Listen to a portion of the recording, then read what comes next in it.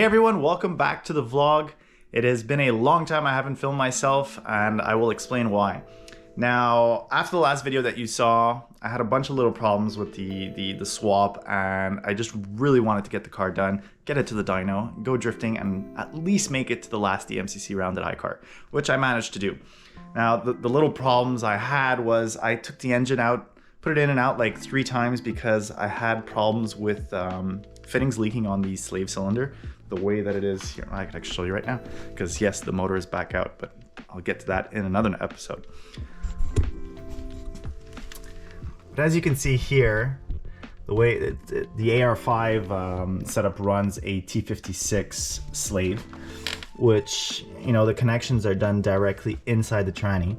You have to drill holes in the bell housing to get the hoses in. In the revised version of the FabBot adapter plate, there's actually notches that are CNC'd into the plate, so you could pass them through here, but whatever, that's fine.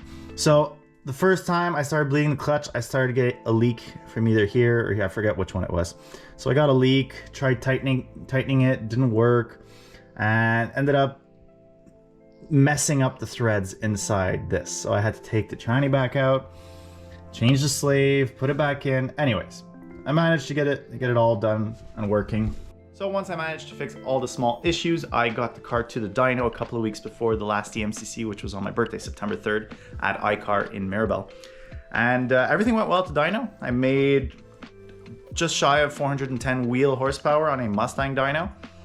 And that's pretty much what my goal was, to make over 400 wheel with the setup that I had at the time, which I have a stock LS6 intake, which has a 75 mil opening. I have a 92 mil throttle body, but I have an adapter plate to taper it back down to 75. So obviously I'm losing power there, but when I switch to a fast, I'll catch up on that power. And obviously with nitrous, I'll be making a decent amount more, hopefully for the next season.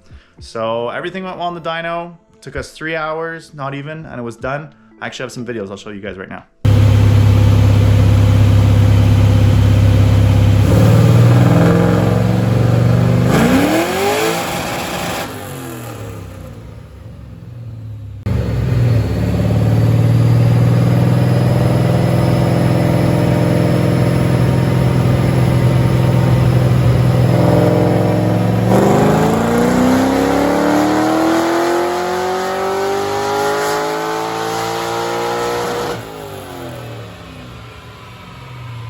FYI, I do have a muffler on the dyno. When I did DMCC, when I drift, I don't have a muffler. I have a V-band.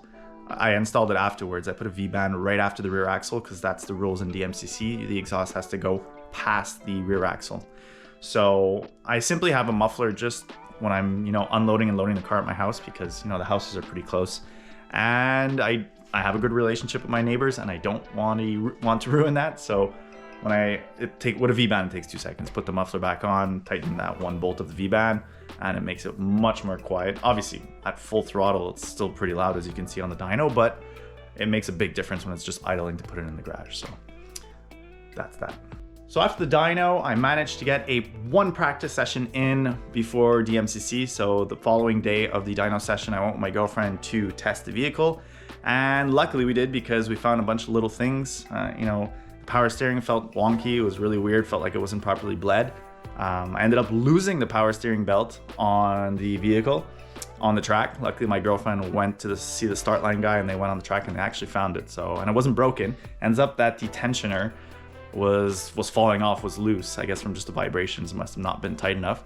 So tightened that back up, put the belt back on, got back on the track, pulled the e-brake, and the e-brake, one of the lines that passes under the car, I guess it got smacked by the drive shaft last year when I blew a U-joint and the drive shaft smacked the floor. So no e-brake, which is fine. Obviously it's a good tool to have, but you don't absolutely need an e-brake to drift. So did a couple of laps to finish the night with no e-brake and with a weird power steering issue, but still got a feel for the car, and I actually have a couple of clips, so let's cue that.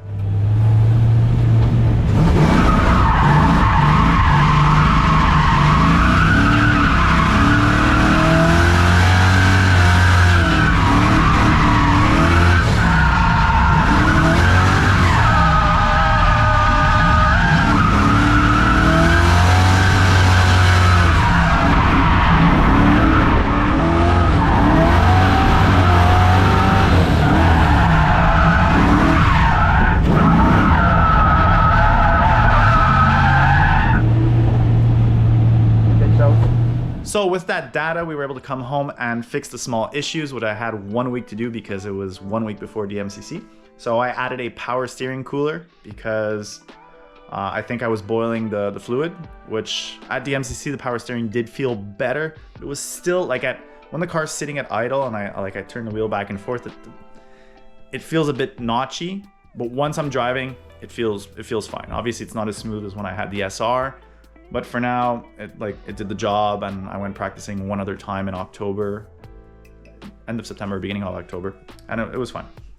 So added the cooler, added a couple of things to make the car legal for DMCC. I did not have any fire suppression, so as you can see here, I added, well, window's dirty, but I added fire suppression.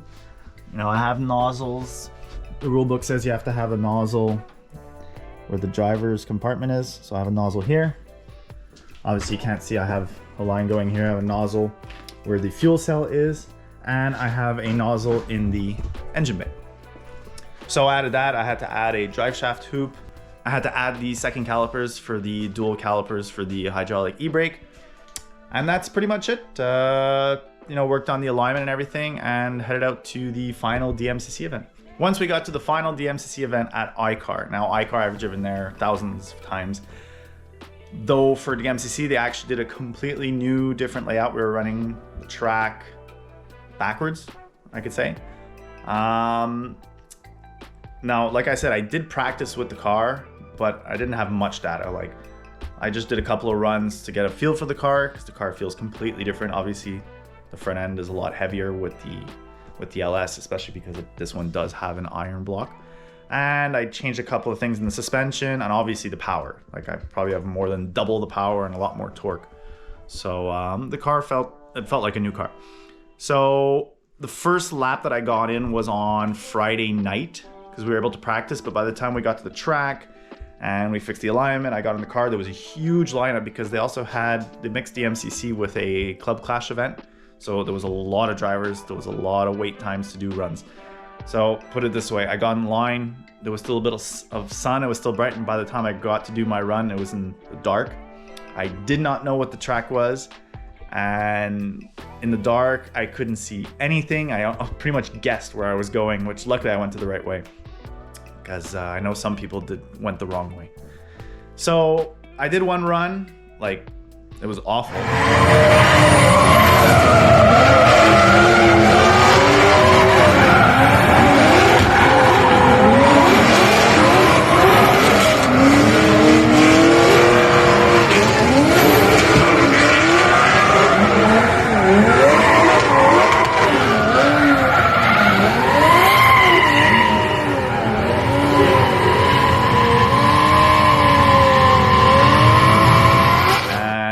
I think there was like 20 minutes left. I got back into the pits. There was a huge lineup. I'm like, you know what? Screw that. I'm gonna park the car, relax, and the next day was gonna be a nice and sunny day, so I was just gonna drive on Saturday.